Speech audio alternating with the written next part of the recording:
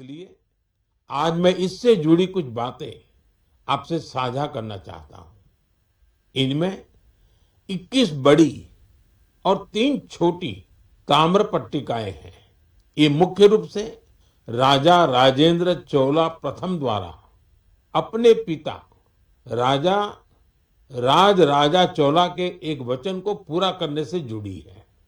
इनमें आनाई मंगलम गांव को एक बौद्ध विहार को दान देने का उल्लेख है। इन ताम्र पट्टिकाओं में चोला वंश की उपलब्धियों का भी वर्णन मिलता है। इनसे पता चलता है कि चोला साम्राज्य की समुद्री शक्ति कितनी मजबूत थी। दक्षिण पूर्व एशिया के देशों के साथ उनके संबंधों की जानकारी भी इनमें मिलती है।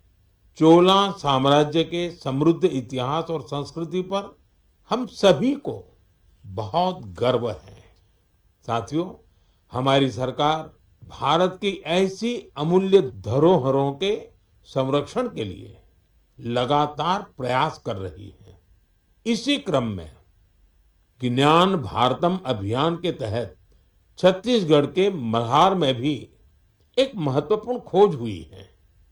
यहाँ 3 दुर्लभ ताम्र पट्टिकाएं मिली हैं। ये पांडुवंशी राजवंश के महर्षि बालार्जुन के शासनकाल से जुड़ी मानी जा रही है। विशेषज्ञ मानते हैं कि इंस्क्रिप्शंस 6ठी 7वीं सदी के हैं, यानी 1400-1500 साल पुराने। ये ताम्र पट्टिकाएं प्राचीन ब्राह्मी लिपि और पाली भाषा में लिखी गई है। इनसे उस समय की शासन व्यवस्था, धर्म और संस्कृति के बारे में महत्वपूर्ण जानकारी मिलती है। साथियों, हम भारतीयों में खगोल विज्ञान यानी एस्ट्रोनॉमी को लेकर हमेशा विशेष आकर्षण रहा है। हमारे देश में आज भी सदियों पुरानी ऑब्जर्वेटरीज मौजूद है। यहाँ अद्भुत मैथमेटिकल डिस्कवरीज हुई है। नेविगेशन हो, पंचांग हो या हमारे पर्व त्योहार, इन सब का संबंध आकाश और तारों से रहा है। हमारे यहाँ एस्ट्रोनॉमी ने हर पीढ़ी में कौतूहल जगाया है, उसे एक्सप्लोरेशन के लिए प्रेरित किया है और आज के युवाओं में भी इसे लेकर काफी उत्साह दिखाई देता है। आजकल आप भी देखते होंगे, देश भर में एस्ट्रोनॉमी क्लब्स तेजी से लोकप्रिय हो रहे हैं। बड़े शहरों से लेकर छोटे कस्बों तक, स्कूलों से लेकर पार्कों तक इनकी गतिविधियां दिखाई देती हैं। मुझे बेंगलोर एस्ट्रोनॉमिकल सोसाइटी के बारे में जानकारी मिली।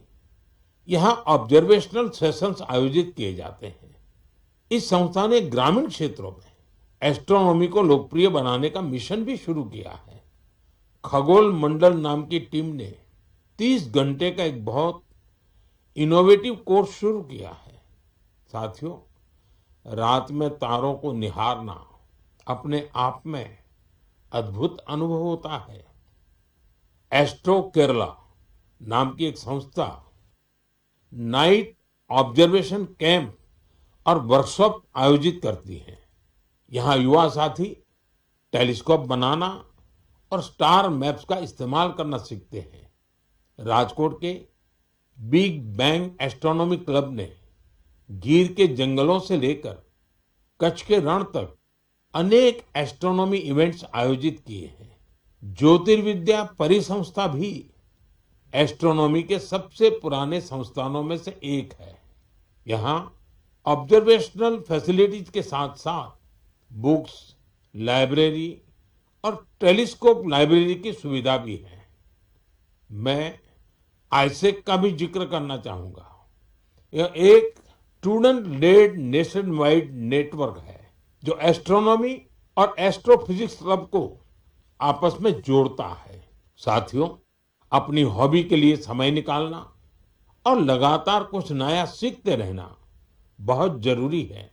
मैं युवाओं से आग्रह करूंगा कि वे किसी एस्ट्रोनॉमी क्लब से जरूर जुड़ें और इन छुट्टियों में किसी प्लेनेटेरियम को भी जरूर देखने जाएं।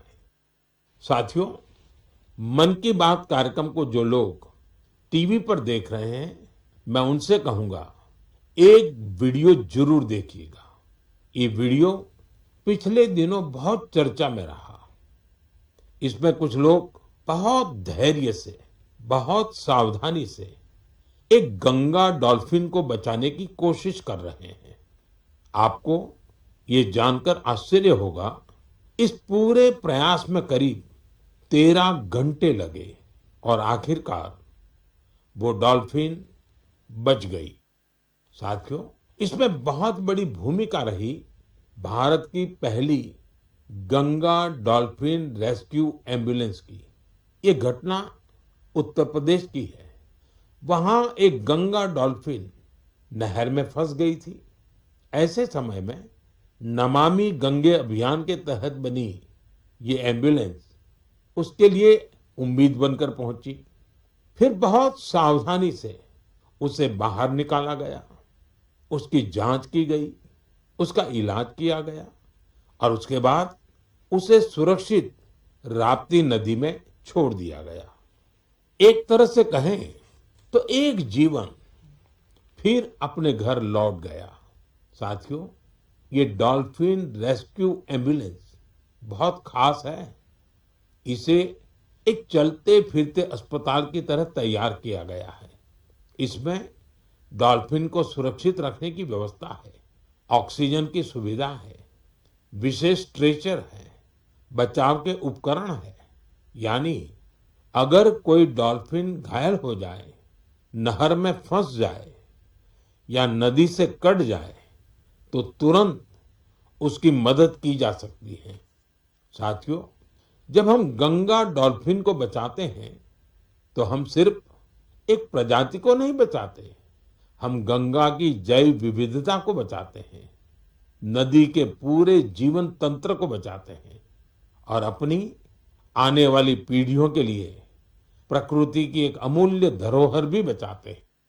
मेरे प्यारे देशवासियों, आप में से बहुत लोगों की नदी, तालाब और कुएं के पानी से जुड़ी यादें जरूर होगी। किसी को तालाब में तैरना याद होगा, किसी को दोस्तों के साथ तालाब किनारे खेलना, किसी को उस मिट्टी की खुशबू याद होगी। बचपन की ऐसी यादें जीवन भर मन में बसी रहती हैं। साथियों, ऐसी ही यादों को बचाने की एक प्रेरक गाथा उत्तर प्रदेश के बस्ती जिले से सामने आई है।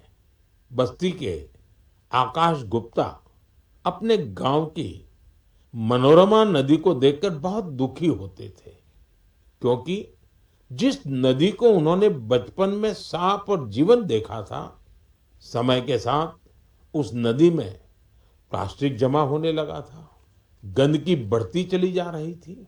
श्रीमान आकाश ने तय किया कि शिकायत नहीं करेंगे, एक नई शुरुआत करेंगे। शिकायत नहीं, शुरुआत मंत्र बन गया। उन्होंने अपने दोस्तों को साथ लिया। सिर्फ जाल था, फावड़ा था, टोकरी थी और सबसे बड़ी ताकत थी कुछ बदलने का संकल्प। ये युवा नदी में उतरते थे, जलकुंभ भी निकालते थे, प्लास्टिक और कचरा बाहर लाते थे। कई बार एक दिन में 50-60 किलो तक कचरा नदी से निकाला गया। धीरे धीरे मनोरमा नदी का वह हिस्सा फिर से साफ दिखने लगा। आसपास के लोगों का ध्यान भी इस काम की तरफ गया। लोगों में स्वच्छता को लेकर जागरूकता बढ़ी। साथियों, ऐसी ही एक प्रेरक कहानी गोवा से भी सामने आई है। गोवा के बाल कृष्ण अय्या जी रिटायर्ड टीचर हैं, लेकिन समाज के लिए काम करने का उनका उत्साह आज भी वैसा ही है। उन्हें मड्डी तोलाब इलाके में पानी की समस्या बहुत परेशान करती थी। उन्होंने भी समाधान के लिए काम शुरू किया। बालकृष्ण जी ने पाइपलाइन बिछाने के काम में महत्वपूर्ण भूमिका निभाई। इससे कई घरों तक पानी पहुंचा। जिन परिवारों को पानी के लिए रोज संघर्ष करना पड़ता था, उनके लिए यह बहुत बड़ी राहत बनी। साथियों, पिछले महीने मुझे एक बहुत अच्छा अनुभव हुआ। इसका संबंध मन की बात से भी जुड़ा है, इसलिए आज मैं इसकी चर्चा आपसे करना चाहता हूँ। तमिलनाडु के नागरकोइल में मेरी मुलाकात एक टीचर से हुई। करीब 3 दशक पहले भी मैं उनसे मिला।